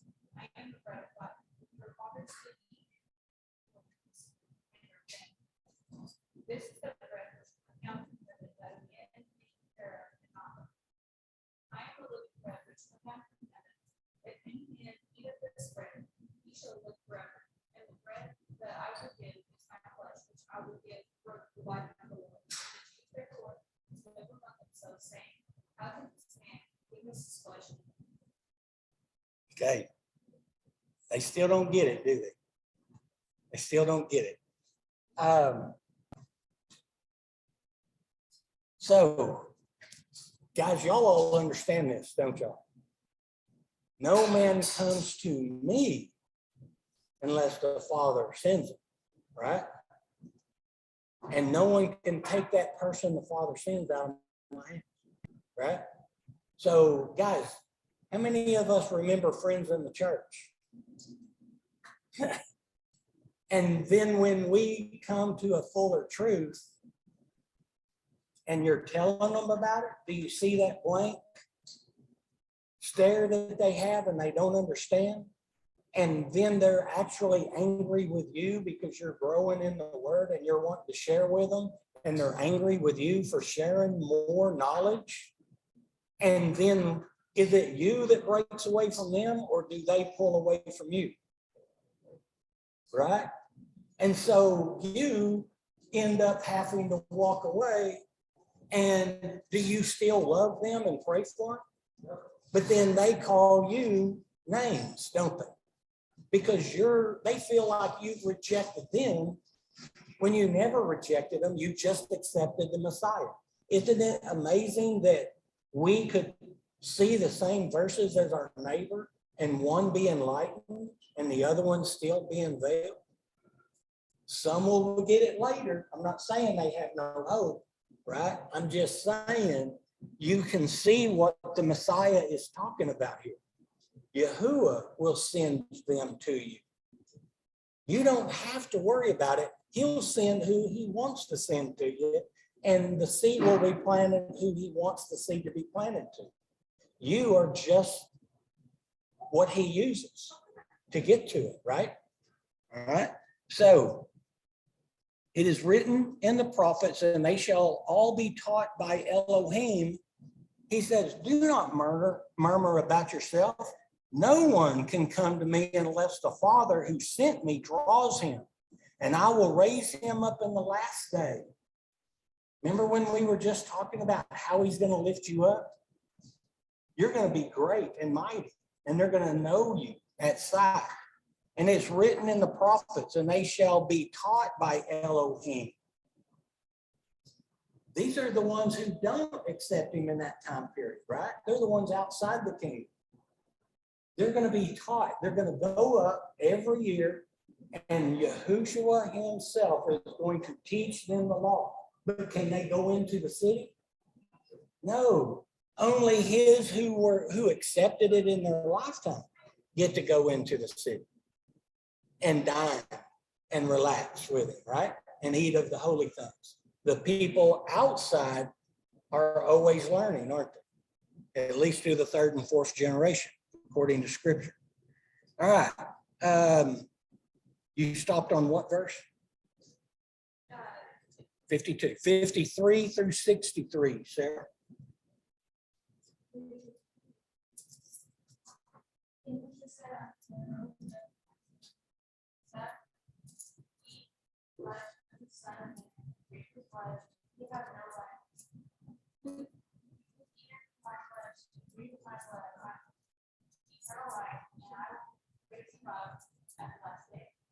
For my flesh is weak, my blood is drinking. He that eateth my flesh and drinketh my blood, both Father has sent me, and I will by the Father, so he that eateth me, eateth me shall live forever. This is that bread which came down from heaven, not as your fathers did eat manna and are dead. He said, eat that eateth of the bread shall live forever. These things he said in the synagogue as he taught in many therefore of his disciples, when they had heard this, said, this is our saying. Then you saw that the disciples murmured at him. He said unto them, just this thing. What if ye shall see But instead, where people before, it's a spirit factor. When that's the flesh, properly will eat. Whereas, I speak of you, they are spirit and they are. All right. So think about this. They're in the synagogue in a pagan city. They got in the boats. Before they got in the boats, they tried to force him to be their king. They saw his miracles. They saw his teachings. Everything about him they liked. And then he disappears. And they follow. And they go after him. And when they go after him, they knew what he was teaching and refer back to it as their fathers ate manna. And he corrects them and says, I'm the manna. I'm the manna that comes from heaven. And he teaches on who he is, the word made flesh, right? And now they're angry with him. And then he goes on to say, if you don't eat my body and drink my blood, you have no part of me. And now they're at the point where they're saying, wow, this is too hard. Who can eat people's flesh and drink their blood? They totally didn't get it, did they? And so they leave him from that point on. It was too much for him. I'm hoping that when they saw the Messiah die at another Passover, they probably got, oh, that's what they're talking about, the bread and wine, right? And they probably all came back to him. But at this point, I'm hoping that's right. But at this point, they left him and they don't come back to him at least until after he is resurrected, right? And they start hearing the story about the bread and the wine. And if you don't partake of the bread and wine, you have no part of him. Doesn't it say that when after he was resurrected, he appeared again to 5,000 people? Yes, 3,000. Or 3,000. Mm-hmm. I was thinking if it was 5,000, I was like, maybe these were the 5,000 that he came back. Yeah. That left him at that point. Yeah, it was 3,000 at one time. So where's the only place people can gather at 3,000 people? The temple. He was back at the temple. And he taught, he confessed who he was. They don't write much about it. Is it recorded in any place else other than like in scripture or text like that? Is there any other historical record of him appearing to people? I'm going to mess this up. Aaron knows what the name of it is. He is called the Bishop of Rome. His name, he writes 2 books. Clements writes about it. And don't get hung up with the Bishop of Rome thing.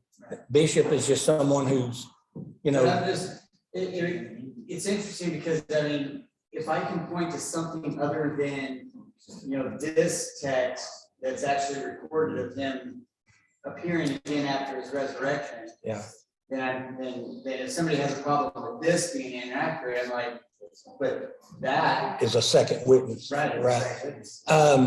When we get through here, talk to Aaron or Janetta. They study these other books that were around the time of the Messiah in depth, and they can probably answer that better than I can. I know Clements talks about it.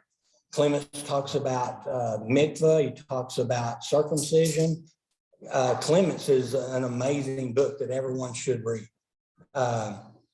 It's actually a better witness than Luke. Remember, Luke was here to record this for another person in Turkey. Luke never saw all of this stuff happen. He's a second resource. He's not a primary resource. Clements is just like Luke. He's coming in after these things and has come into a full acceptance of the Messiah. So, and don't forget, didn't the Roman centurion have a vision of the Messiah? That's what I thought there was something. Yeah. Some Roman. We'll have to look at that, but Aaron's probably the one to pick his brain on. He hits these books really hard.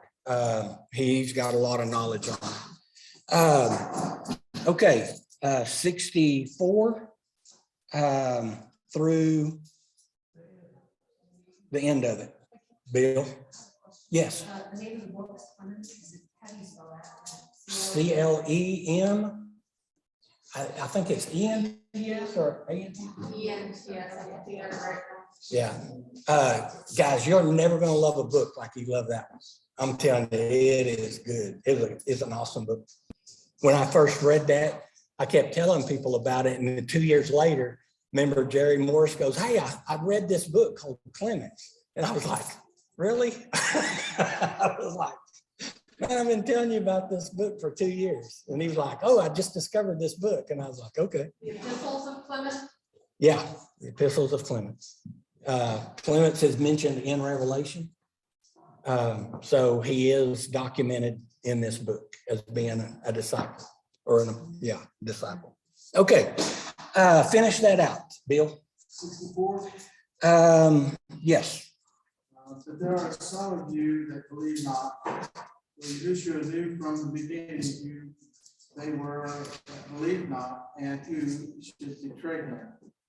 And he said, therefore shall I unto you. And he said, therefore said I unto you that no man can come unto me except it were given unto you of my Father. Okay, let me stop you there. Guys, this is a hard one, that verse, right? Because if you are the children created by Yahushua at the foundation of the earth, you're meant to be his people.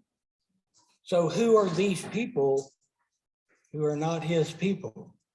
Sown in seed, the- the serpent seed. There you go. Counterfeit. Right. So remember when we studied about the fallen angels and their sons and even Satan and Cain, they're not going to receive that because it's not for him, because they're of the wrong house. Now they can receive it, it's whosoever will, but Yahuwah has to draw them, doesn't he? Even though they weren't written in the book before the beginning of time, he still, in his grace and mercy and his love, still provides them the opportunity to be grafted in if they so choose. And that was the example of that is there will always be someone from the house of, how you pronounce that, Jochebed, which is a Kenite that will stand before him, serve. Serve, Right. So but they're there. they're there. They're there. So this is exactly what you said. But there are some who it wasn't meant for. Now, the angels that fell, do they ever have any opportunity? No, they have no right to the Messiah because they rejected him from the beginning. They saw him in his glory and rejected him. Right. And that's exactly what this is saying, isn't it? So this is pretty cool. All right, go ahead, Bill. From that time, many of his disciples will walk no more with him. Then said Yahuwah unto the 12, will ye also go away? Then Simon Peter answered him, Master, to whom shall we go? Thou hast the words of eternal life, and we believe that and are sure that thou art the Messiah, the Son of the living Elohim. Yeshua answered them, have not I chosen you 12, and one of you is the devil. He spake of Judas Iscariot and the son of Simon, for it was that shall betray him, being one of the 12. Okay, so of the divine authority, one of them will betray him. Guys, this is really important. He was still chosen to betray him. Now, while you said that, did Judas heal people? Yes. Did Judas do miracles of all kinds? Absolutely, because he was sent out. He was sent out. That's where I was going. 12 out, 2 by 2. Right. So he would have gone out. And he had full instruction the whole time. He had full instruction. He was given authority over the money, which is silver. He was given authority over that, right? And so he just wasn't just anybody, but he was of the devil. And if you do the research of what Iscariot means, Judas Iscariot, it will take you to a location which will make you think he's probably an Edomite. Who did Esau marry? A Canaanite, right? And where does that line? It's of the mothers. There's a line of the mothers. So it's all kind of cool right there. So literally, while you're coming through here, and please, if you got time, if you got 2 hours, 2.5 hours, go to the Hebrew and don't read the English translation. Click on each word. You are going to be amazed because it is so misquoted in the English. There is an amazing story here. And there's olive taves everywhere in some of this. And we need to get together in a time when we've got more time and talk about this, because this is so important when you take it back to the actual Hebrew. But we don't have time. We just have to hit the calendar right now. So this right here is the calendar for the first month. It takes you from the 14th when they leave Elam. They arrive here on a Friday. They complain on a Sabbath. They will keep the 6 days, and then they will fail again on the Sabbath, and then they start moving. He's testing them and he's making them stronger. Guys, he's driving them. When we struggle together, I know we struggle with each other, but that's what actually makes us stronger together. Families fight, right? Sometimes we get mad at each other, right? But we love each other anyway, because we're not a physical family. What are we? We're a spiritual family. And so we have to treat each other with love and respect and patience, right? And we have to let things go that maybe we've injured each other, and we've got to let things go and just love each other despite whatever. And this is what this is teaching. And the daily bread, don't get too much. Even if you don't get the full amount that you should, it still will sustain you, won't it? But don't look thinking, I can get all of this now and I don't have to go out and work for the next 10 days. You have to do it every day. Try not showing up to work for a few days. See what they do to you, right? You got to show up every day. He shows up every day. You have to show up every day. The more you show up, the more the master loves you, right? Okay, all right. Does anyone else have a question on the second month? You see how the days of the week all work together, right? The days of the week, the days of the month, the high priest all tell the story. And Yahushua, John chapter 6 connects with Exodus chapter 16, but read it in the Hebrew, not the English. Right. Right. And it will blow you away. I've got like 8 pages over here. There's no way we can do it. Okay. Any questions? Did anyone have a question typed in? No. Okay. That was easy. Everybody got that one. That was easy, wasn't it? Yeah. Okay. Next week, warning, everybody, warning sign. You see the blinkers coming on? Next week is meat. It is not milk. Next week, come in, be ready to look at some scriptures, because this third month is essential to understand, because things are out of order. So if you want to look ahead of time, I want these key things in your mind when you come. Read Exodus 18. Exodus 18, Jethro comes to the mountain to bring Moses, his wife and kids. And he stays for 6 days. And during those 6 days, Moses is teaching the law to the people. But in chapter 19, Moses doesn't even come to the mountain until the 19th, and he hits the ground running. He comes in on a Wednesday, he goes up the mountain, he comes back and goes back up on Thursday, and Yahuwah tells him, you're going to fast for Friday and Saturday, and then come up to me on Sunday. Those are pagan days, by the way. He comes in on the 4th, or the 5th. He comes in on the 5th, he goes up on the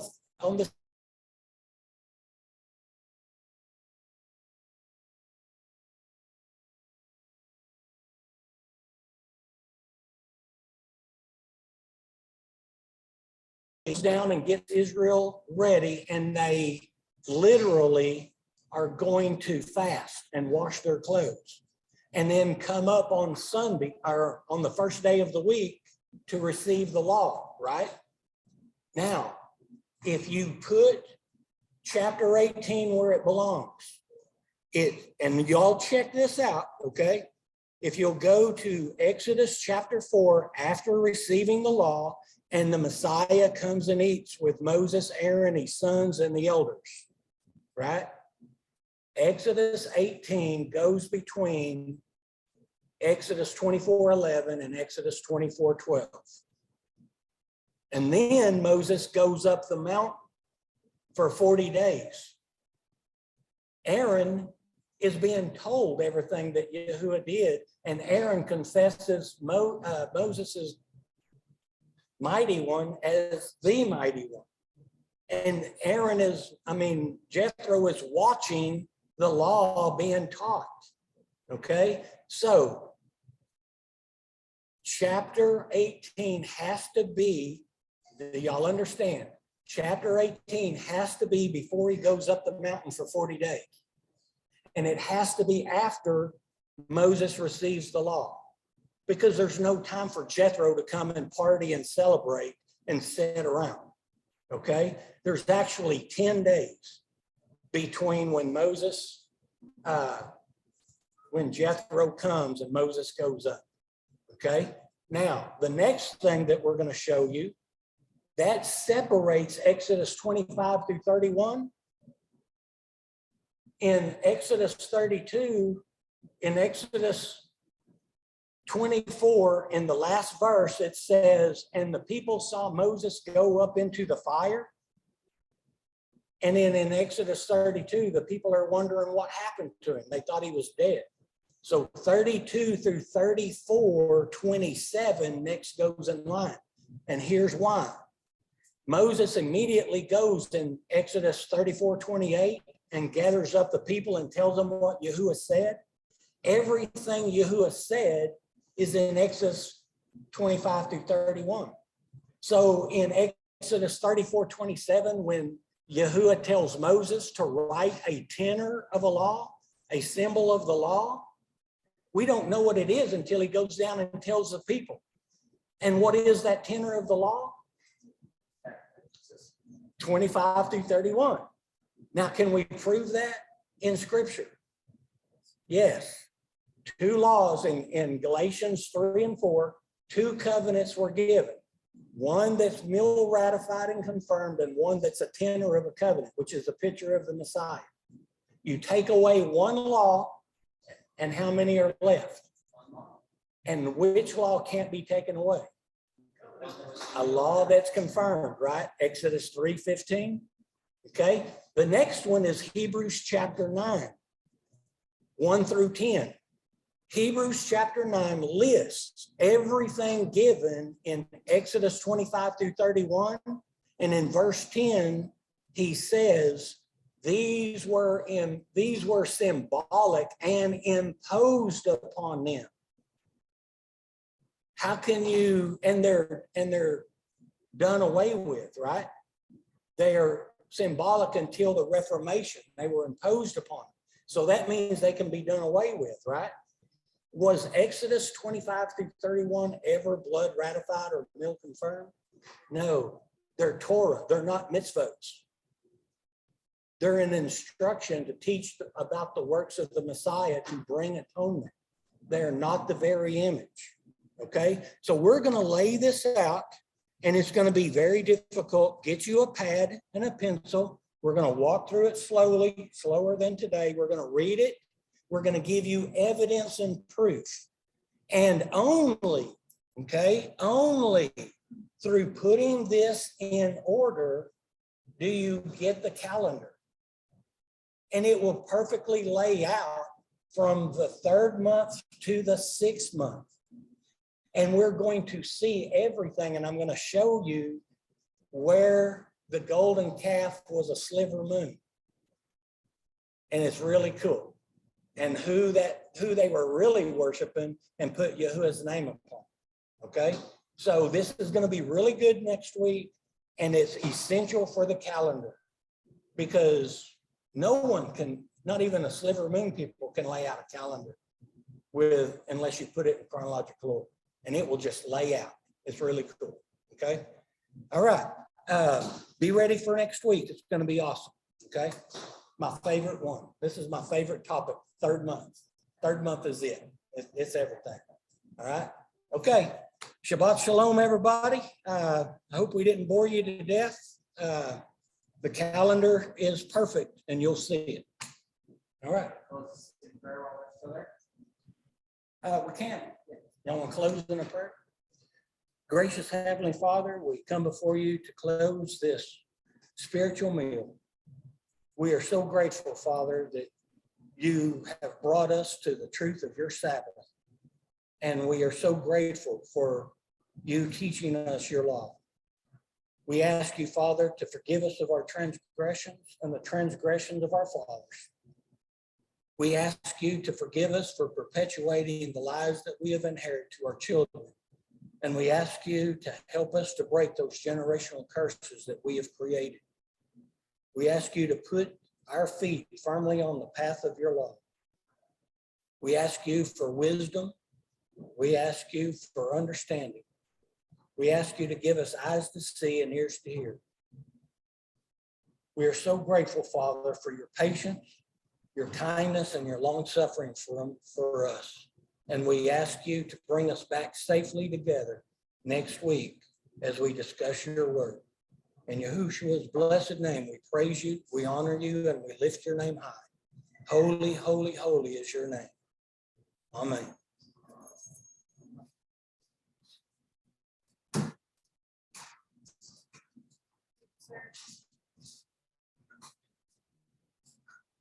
Thanks, guys.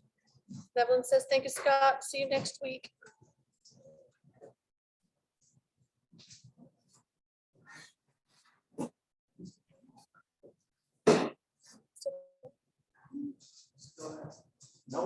Everybody stayed on. Yep. All right, bye, guys. Have a good week. Shabbat shalom. Shabbat shalom. Hello.